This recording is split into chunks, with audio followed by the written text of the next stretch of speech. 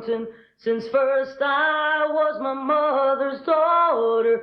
And you can't just take my dreams away.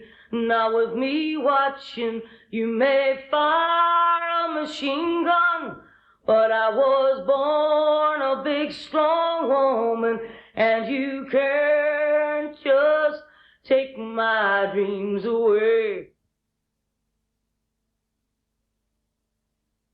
And when I was 15, I joined the Common and I was sworn in by Kevin Mary Barry. We didn't do an awful lot of work regarding the war or anything, but we ran plays and went to Irish dancing and learned first aid and Morse code and all that sort of thing. So then eventually after about 11 years, we came back up to Belfast. And then, of course, I just automatically joined the Common up here. That morning, my mate and I dressed as schoolgirls and went down to the bottom of Donegal Street where we were to leave this, but the place wasn't open. So we didn't know what to do so early in the morning, so St. Anne's Cathedral was open. And we went in there and we led on to the caretaker that we were visitors. And we left our stuff all sitting at the waterfront, and he showed us all around St. Anne's Cathedral. When it came the time, we out and left it in the way we went and got rid of it. Well, there was an operation in Clanner area at Cashmere Road, and we shot far after a police car. Well, we expected the police car to drive on, but it didn't. It stopped. And one of the policemen got out and come towards the entry. We were in the entry. I ended up with a bag anyhow, and the fellas were to come round and drop the guns into the bag, which they did.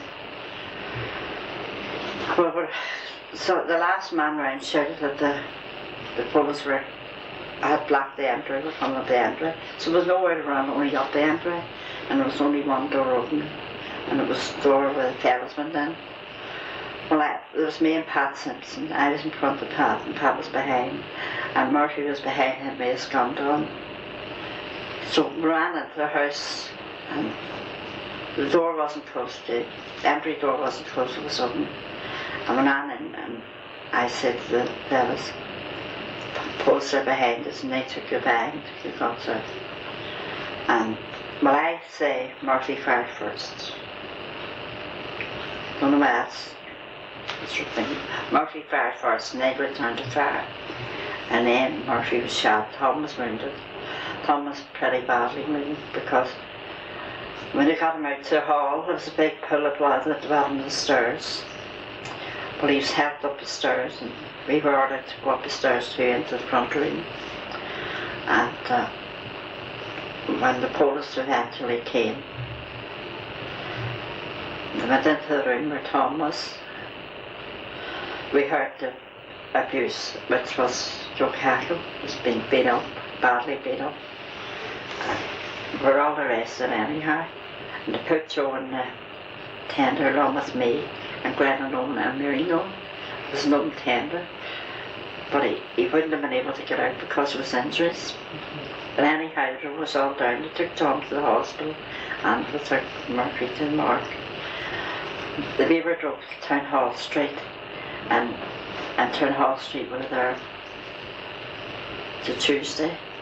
We were questioned. Everybody was taken into a room questioned, and I refused to say anything, only give my name and address. In May 1942, Madge was acquitted of the murder of Constable Murphy.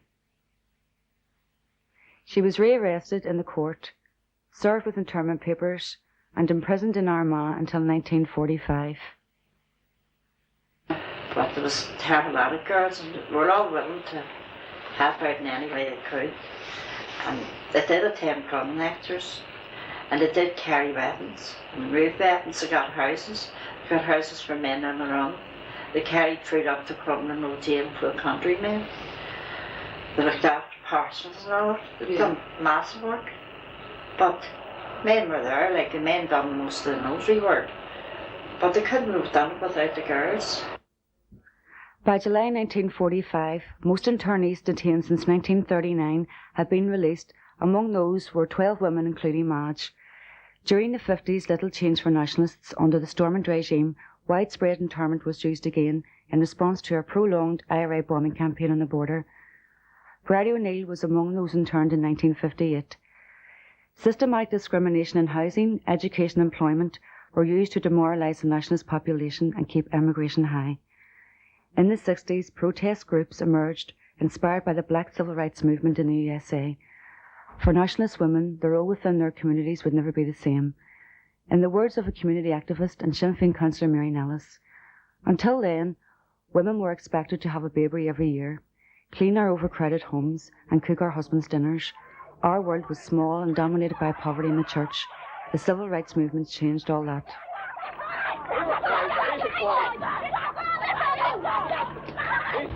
I had been raided by the army that morning, which meant the army had come into my house about 4 or 5 in the morning. It was just after internment in 1971. Nothing was found, which never was found, in my home at any time that I was raided by the British Army. So I said to one of my teenage girls, for God's sake, put on a record and boost up our morale. And so she put on the record, 4 Green Fields, and it was only playing minutes whenever a paratrooper stepped right in front of my window and fired directly into my face, which resulted in me losing both my eyes.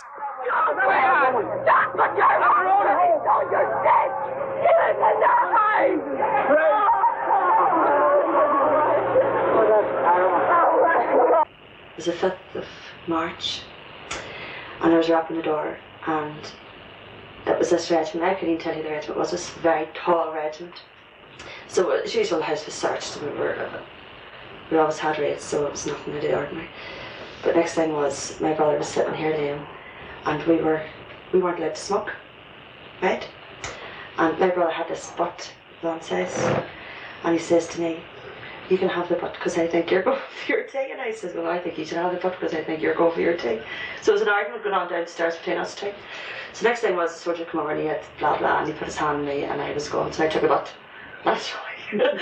So next thing there was a bit of, there was no hysterics in the house when I got there, everything was done with dignity. And on the way out, my father handed me 10 part drive. And he says to me, I think you may need those. Right. So on a Friday, my father thought I wasn't coming back. Under increasing international pressure to justify internment, the commissions were established by the British government to give a quasi-legal facade to the process of detaining people without trial. You were asked to come to this court once every 6 months, and you could have been freed from this court. This is, this is the carrot and stick thing. You could have been freed from this court. But I didn't go. I never went to the courts, and because I didn't think that I should have more in principle than anything else, because I'm only legitimised detention. So the only thing was, there was no family visits. Margaret's brother Pat had been sentenced to 12 years in Long Kesh.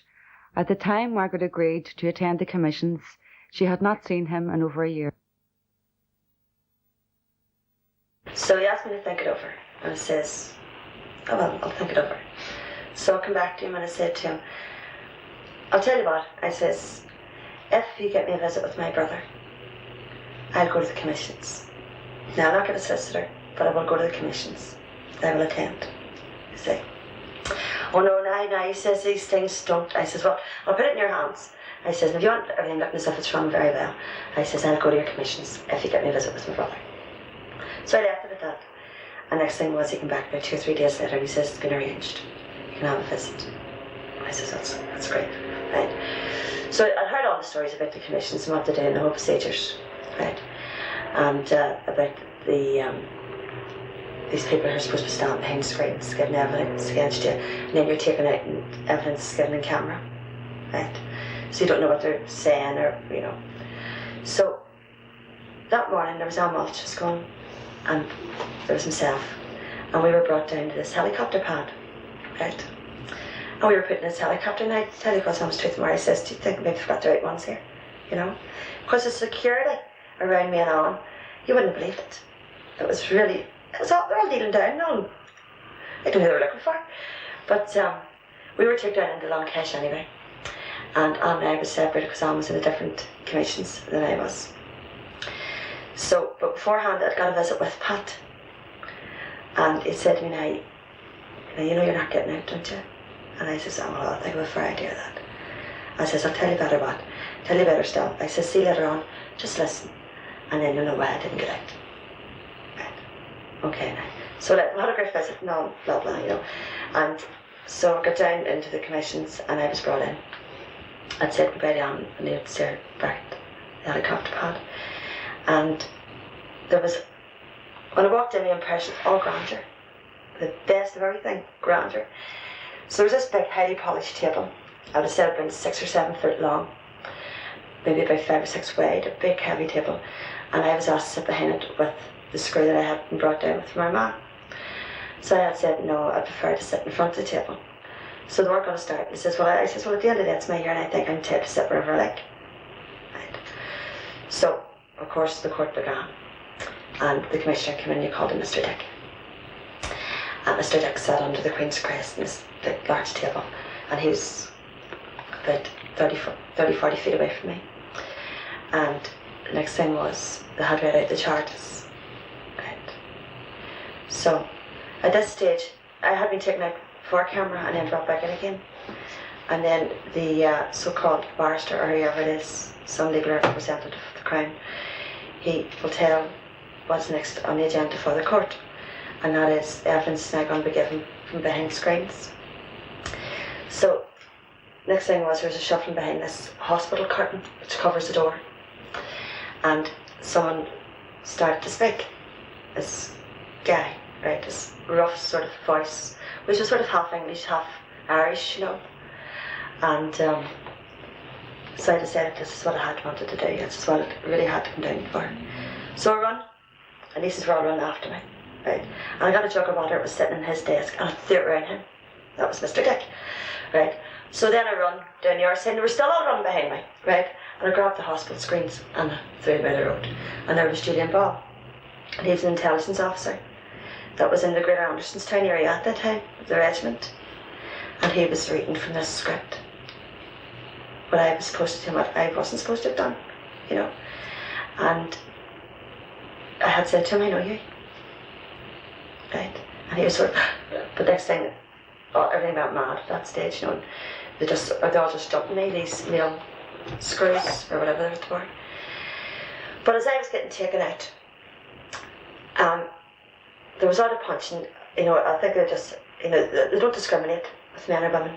This is something that they don't discriminate in. And there was a lot of punching around my head and things like that. And I could feel my clothes getting torn and things like that because we're all pulling on. But as I was getting brought out, I could see Al Mulch coming out of the other listen hut. Her hearing must have been just over.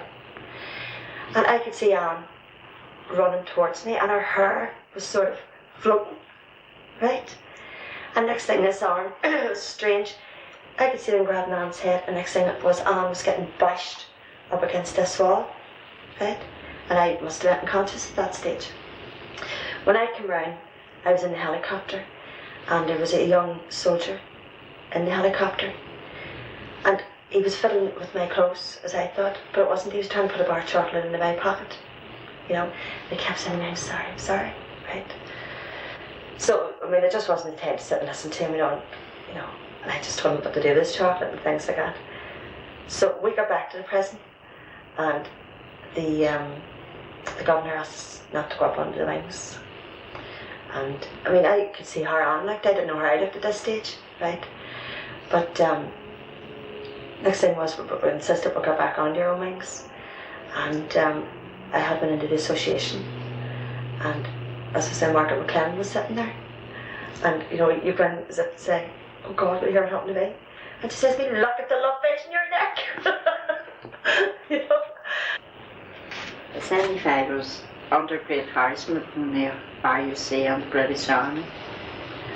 But most of the time, until I was detained. As a matter of fact, I said, thank God when I got into the nets, I'll not be waiting on them coming picking me up in the early hours of the morning. But From August 1974 until January 1975, Madge was arrested every week and held for 3 days. During one of these periods of detention, she was served once again with internment papers. But I did think it was bad that the wee girls were telling me my name was in the paper, and yet some of them had been in for years. And there was never a word hardly about them. You know, you would have got a wee bit now and again about them, but nothing on the scale it was me. I was strong, really, it annoyed me that my name was so often in the paper. Yes, I was arrested in March 1974 and charged with causing an explosion. I was sent to Armagh Jail. I received 5 years. Then we were still recognised for what we were, political prisoners. We had political status then. We had a structure within the jail, a command structure, that we had our OC, the company OC, and then we had wing OCs. So therefore, if we had any complaints or difficulties, whatever that we had to, that we would have to have went to a screw, we went to our wing OC, and she went on our behalf. So we had very little dealings with screws. In fact, most of the time, they would have really stayed off the wings. In jail, we had cell inspection every morning, and then we went out into the yard to do drill. And we occupied ourselves by doing classes, Irish classes, history, just educational classes. And we also done handicraft for Green Cross and handicraft for ourselves, you know, for family and that. We kept ourselves well occupied. First time, it was 2.5 years. I was released in September 1976. One of my brothers had been interned in Longcash and on the Maidstone. So when he got out, I thought, right, that's the end of the visits. Thank God, everybody's home now. But then they brought in, they took away political status, and they told the world that anybody that would be lifted from now on would not be a prisoner of war, that they would be regarded as an ordinary criminal.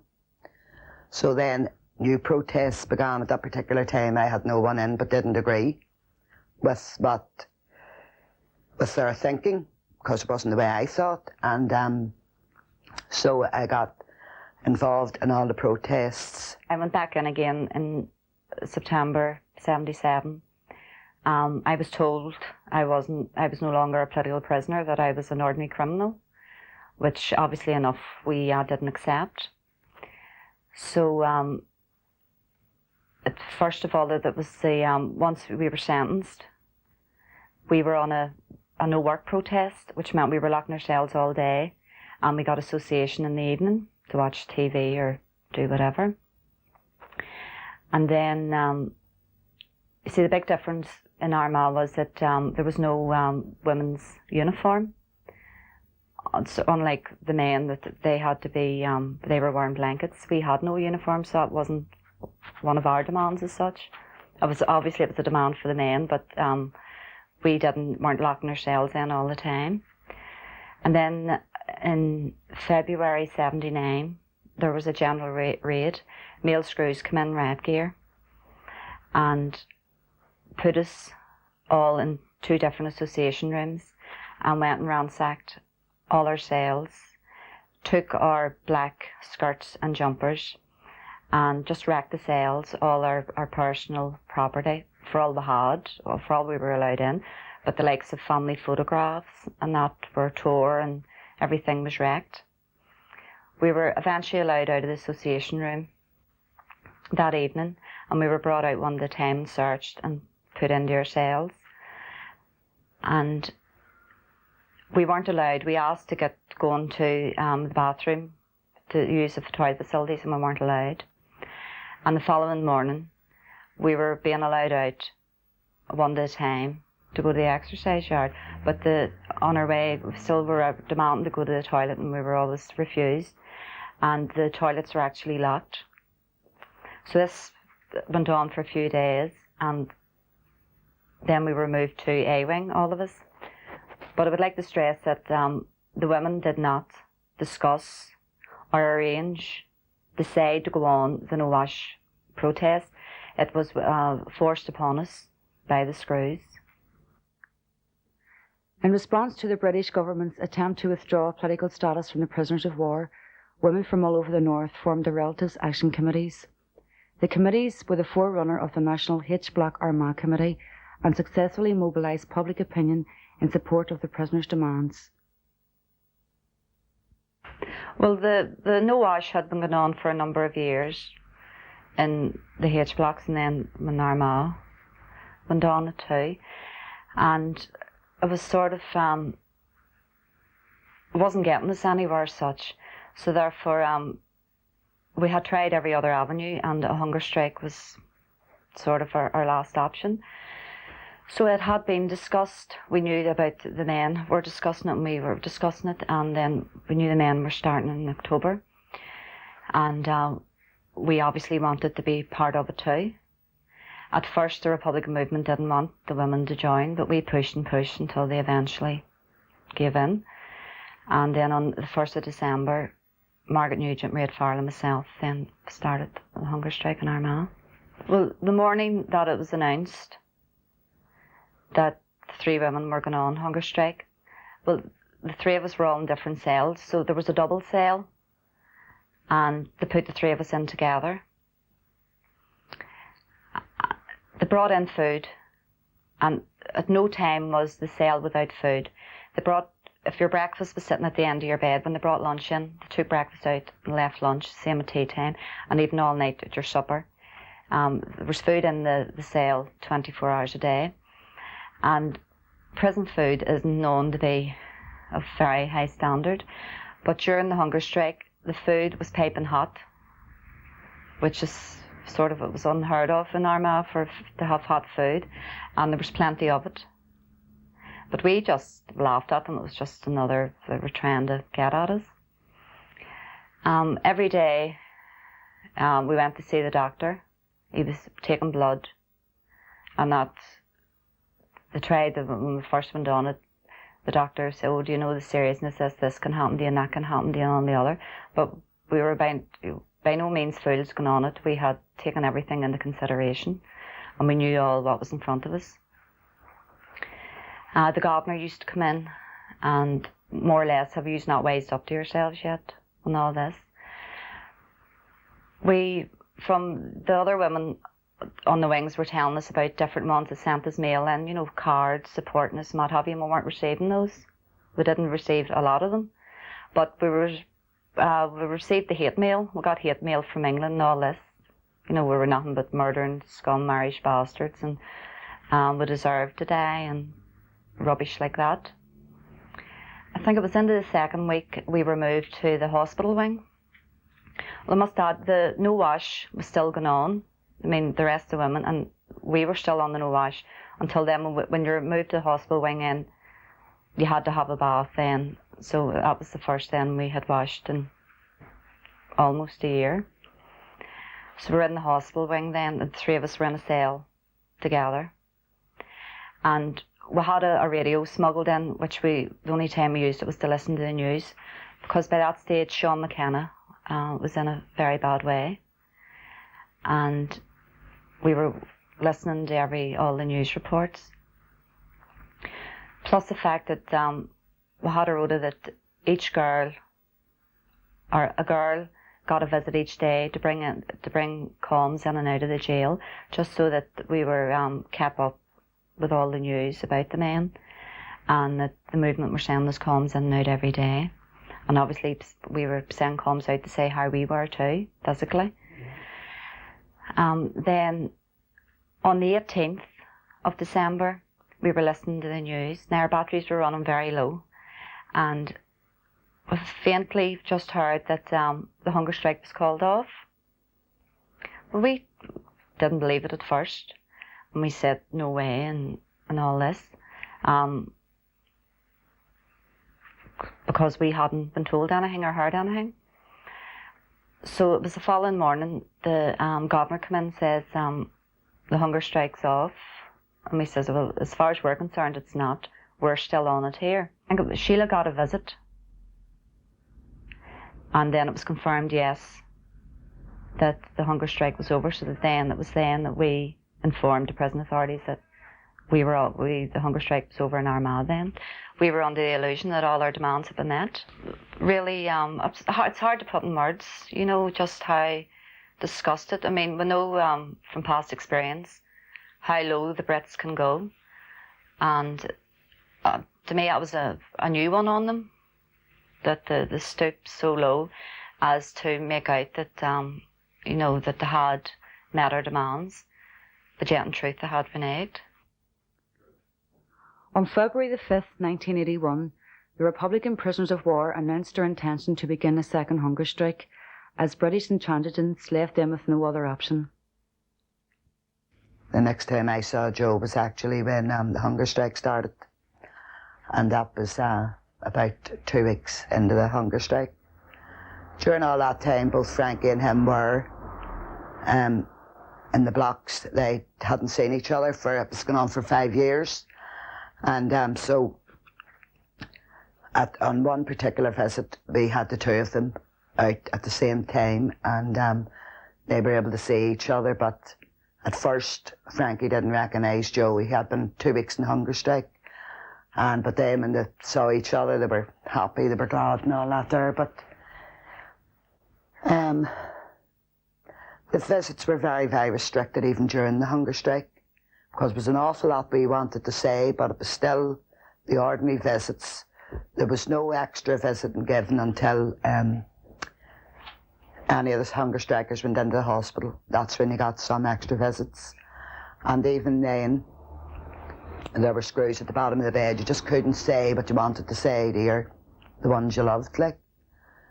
So Joe asked us to support him all through the hunger strike, and this we did. It was a very, very hard thing to do, but he was resolute in what he wanted to do. And during that time, my whole family, we were all over Ireland, America, trying to get support to see if anybody in important places could force the English to recognise that these men were not criminals, that they were political prisoners, and that they have every right to the 5 demands that they were asking, which weren't enormous demands.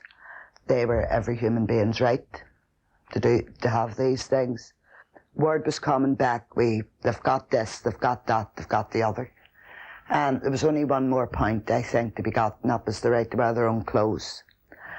We thought this was just at the brink. I didn't go up the next night because other members of the family had to get a chance to see Joe. So I was actually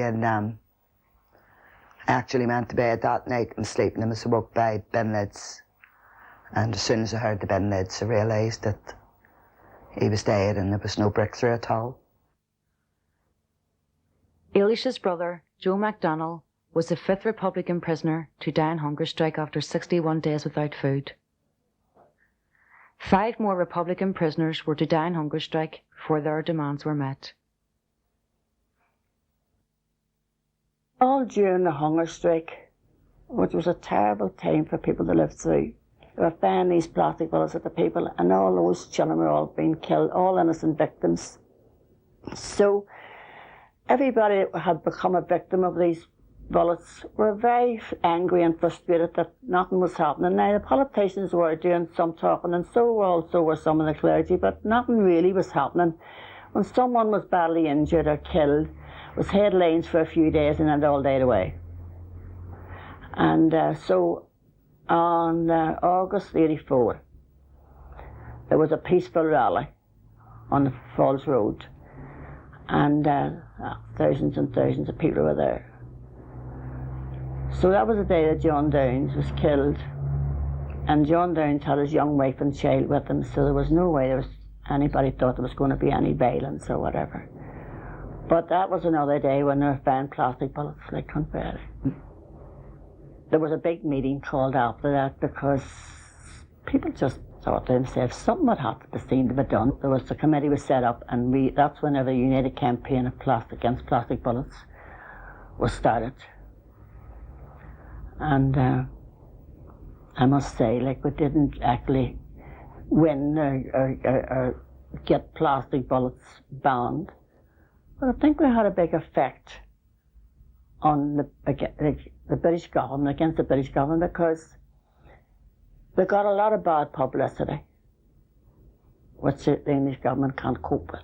My name's Maria Farrell, and I spent 10.5 years in Armagh prison, in McGarry prison. I was released in September '86. I don't think you can understand strip searching unless you look at it, the history of Armagh from the withdrawal of political status, and that was another means to try and harass, intimidate, degrade the women in the prison. It's an ongoing policy in the prison, 1976, with the no work protests, the no wash protests, and the hunger strikes. During all those protests, they were able to confine us to our cells, severely punish us. We went through all the forms of punishment that they could possibly hand out to us. The only one that they hadn't introduced up until 1982 was strip searching.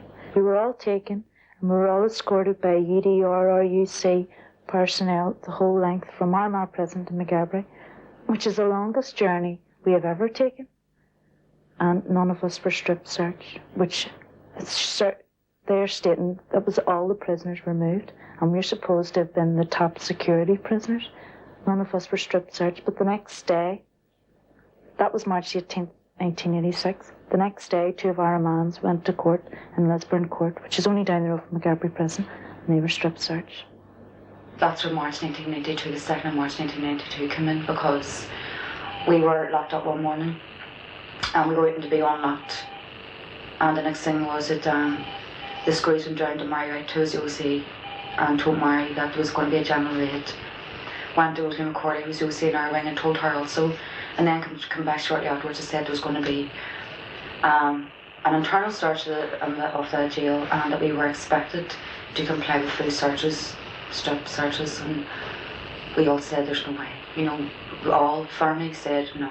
I mean, there was no ambiguity about that decision at all from either of the women. So that started at 8 o'clock in the morning, and the first strip search happened with Teresa Malacco. She was a young woman with 3 small children, and Teresa Malacco was in B1, and we were all standing at the windows trying to talk to each other, and we heard the screws smash into Teresa's cell and chilling her off the bars, and we heard them taking her clothes off and Teresa squealing and calling for help, and it was horrific. And that started at that time in the morning, and that didn't end until 8 or 9 that night. So I mean, there was 20 of them forcibly strip searched that day, and we all had to go through the process of listening to each woman crying for help, as well as waiting our own turn. It was absolutely terrifying.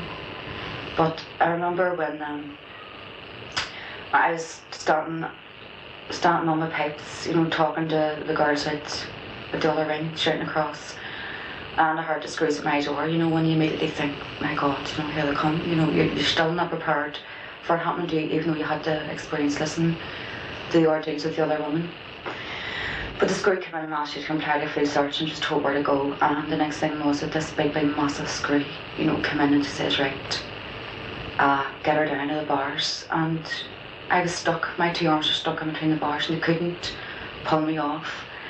And the next thing was that they started beating my elbows and my arms with the buttons, you know, trying to, my back and all, you know, they were trying to get me off, and I couldn't get my arms out. It was really, really jammed. And I remember the screw putting her hand in my ponytail and literally yanking me onto the floor.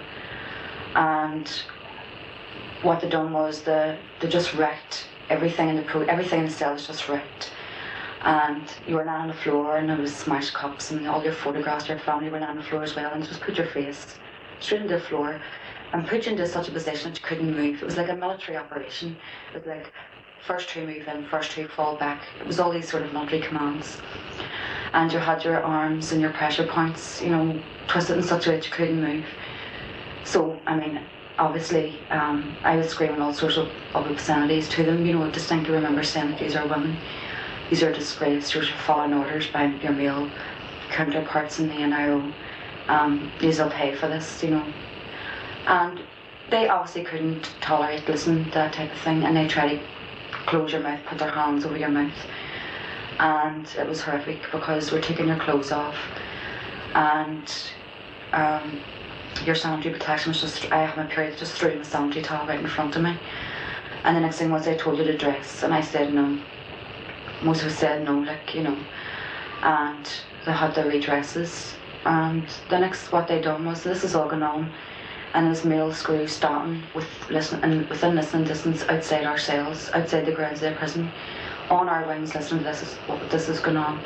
And they were saying happy days are here again, and we're encouraging them, telling them how good a job they were doing. And I remember one screw shouting, calling us crappies and telling us to lie down, you know. So after they redressed us, they asked us to go to the association room. We said no, we're not going, we're not walking. So they literally had to carry us up. And I remember going out, and you couldn't see any of the screws. They were all dressed in rack gear, black clad, you know, the vases, the shields, the shin pads, the buttons, the gloves. Their whole identity was concealed. And it was the same when we left the cells to go out on the wing. The male screws were there, and they had all the same regalia on them, and there was Alsatian dogs there as well, and they were really, really barking. I remember getting trailed up the wing. The screws holding your feet and your arms, and your whole t-shirt and top was right over you. Your whole belly and probably your breasts and that were exposed. And getting trailed up the wing with no socks or shoes on, getting trailed past all these people, and literally getting flung into the association room. And I mean, there was very little furniture, like they were trying to break our windows and break our TVs and break anything you could. And it was literally just to say, well, okay, what you done was disgusting, but I'm still here, whatever. And then you got down to the horrific ordeal of listening to the next woman who was being attacked. And you knew exactly what happened. You just experienced it within the last lot of minutes. The next one was getting set upon, and it was an ordeal. Because you could hear other women shouting support, they were screaming support to them. They were calling out their names. They were calling the screws names. And you knew at what stage what was happening to that woman. And the next thing was you were waiting on her getting trailed up a wing also. And you watched them trailing her up the wing past them old screws who were quite pleased with themselves. And that went on from 10 o'clock in the morning until God knows what time at night. And it's one of those experiences that I doubt will ever leave us. And the positive aspect of it all is that we're all strong Republican women, and that's why it happened. It happened to us because we were living in a situation where most of the jail was male, and they were conforming prisoners and we weren't. And we were strong political women, and we were getting penalised for holding under our politics. And they decided collectively to physically, sexually and emotionally attack us, thinking that it might break us and might undermine us and break our spirits, and we might conform bit by bit, and it had the adverse effect. Because being able to rationalise what happened not only made us stronger, but also made us aware of what our own capabilities were, and literally just to say to the NIO that we weren't going to tolerate it, regardless. Pat Moore had just undergone a hysterectomy. She was a young woman then she was in her early 30s, and she had just undergone a hysterectomy operation, and she was recovering in her cell. She was in bed rest. And they came in and asked Pat to be stripped, and Pat refused. And Pat dragged herself out of her bed and was throwing cups and plates and everything at them. And Pat said she wasn't fit, you know, for all this, and they must have caught on, you know, because when they seen the state of her, she wasn't fit to be strip searched. So they stopped it. What they then decided to do was consult the doctor, and he said no, because he wasn't going to take responsibility of that woman, you know, being strip searched in that condition. You know, she just had a hysterectomy, and she was in considerable pain. So he said no, he agreed that she should be searched in some fashion, but not forcibly strip searched. If she wasn't going to comply, she was not going to be forcibly strip searched. So the screws come in and searched Pat with a metal detector. You know, and we were saying, well, fair play to Pat, you know, for resisting all that. especially in a physical state, you know. But if they could search Pat with a metal detector, why could they not search the rest of us? You know, and it just smacked of the mentality that was behind that operation, because that's what it was. It was an operation by the NIO to break the women and to try and reduce them into a state that they could no longer fight. Right, well, my name is Rosaline McCorley. I was arrested in January 1990 and I was charged with attempted murder of an RUC man. I was convicted a year later and I was sentenced to 22 years. So I've been in Maghaberry prison from January 1990. At the present time, there are 12 Republican women in the prison. There are men on the other side, obviously, but we are not with them. So we have 10 women on the Republican wings, and we have 2 women who've been transferred from England who aren't allowed to be with us, Martine Anderson and Ella O'Dwyer. Now, we do have contact with them, and we could get to talk to them all the time, and we're constantly fighting, to be able to have them on our wings with us where they belong. Actually, and just today we were speaking to people from the NIO, and I mean, everyone agrees in principle that they should be there, and it would be more convenient for everyone else, but it's on instruction from the Home Office, and nobody seems to be willing to move against Michael Howard. For some reason or other, he seems to rule the roost. Right, so nobody's prepared yet to take that step forward. Yeah. What are the conditions in the prison, and how did they come about, Rosalie? Well, at the present time now, at the stage that we are at, our conditions are good. They would be good, compared to the conditions that a lot of prisoners are enduring. But the reason why we have good conditions is because of the years of struggle, and because basically we had to take a discrimination case against the NIO so that we could have the same conditions that the men were enjoying. For instance, we didn't have interwing association, we didn't have access to the education the way the men do, we didn't have access to exercise, we were very, very limited to the amount of time that we were able to go outside, and our visiting conditions weren't very good at all. So, as I say, we took a discrimination case against the NIO, and I mean, it took it a few years before it actually came to court, and along the way, each of the issues that we had raised were conceded, so that by the time it actually was come to court, which was in the earlier part of this year, all of the issues had been resolved to our satisfaction. So we actually didn't go to court with it, because at the end of the day, if we'd gone into court, we could have fought the case retrospectively on the grounds that they had discriminated against us. But realistically speaking, we wouldn't have won, because Republican women wouldn't win a case against the NIO, and that's just the reality of the situation that we're in. And by doing so, it would have closed off that avenue. And in our experience, I mean, it's going to be the case that we are going to be discriminated against possibly sometime in the future. So by not going into court and by settling out of court, and there was an out of court settlement, we still have the avenue open to us of taking the NIO to court for discrimination. So we thought that, all things considered, that was the best way to resolve the issue, and we were happy with that. Right, Rosie, that's great. Now I want to bring you on to the peace process, and how you view it going, and how you actually view women's role in this whole peace process. Yeah. Well, I mean, as I'm sure you can imagine, the Republican women are watching the peace process and have been since it started, all along through the various stages that we have come through. And all in all, we're happy with the way the leadership has handled, negotiations with the British government. We're happy with, the advances that we have made. And we agree that we're at a stage now where we need to be included in all party talks, as that is the only way to proceed any further with it. We can't go any further as things stand, and we don't see prisoners as being a pivotal issue around which the peace process should be allowed to focus. There's more important issues. It is an issue, but it's not the most important one. Decommissioning isn't going to happen. So yeah, we're in agreement with the way the leadership is pushing things at the moment, that we want to be included in all party talks. Having said that, we're disappointed that women are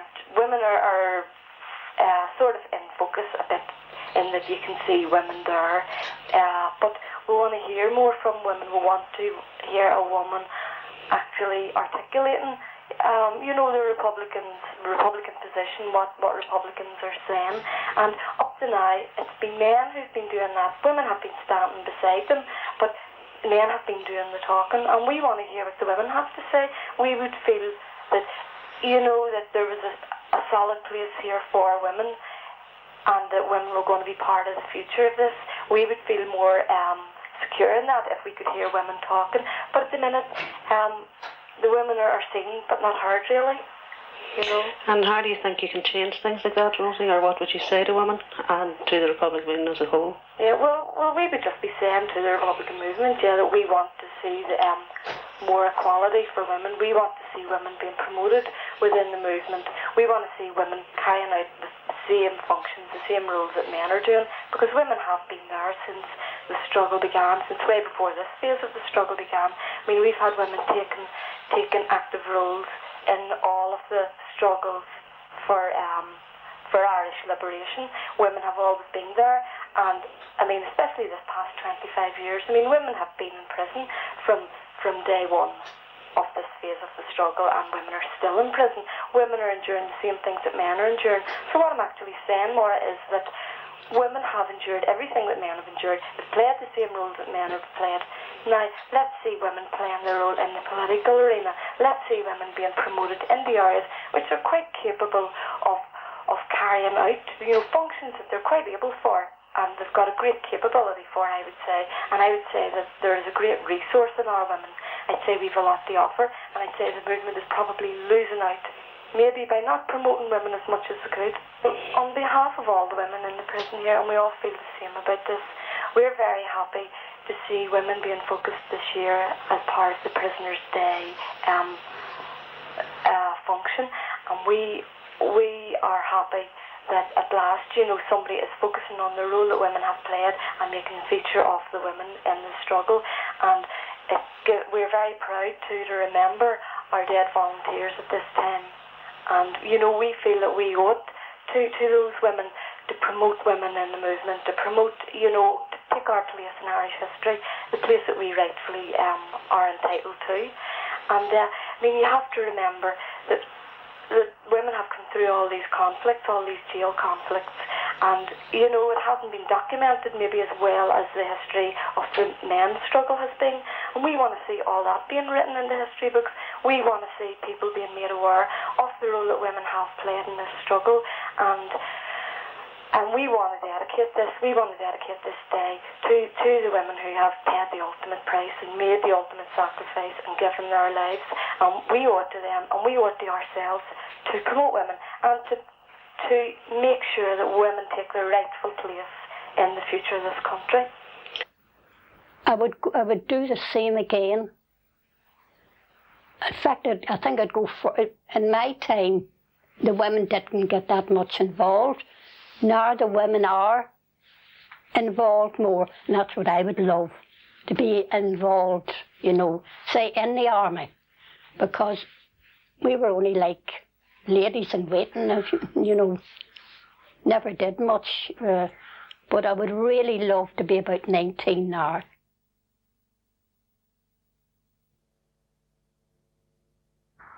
On the 6th of March 1988, Mairead Farrell, along with Dan McCann and Sean Savage, were brutally assassinated by the SAS as they walked along a Gibraltar street.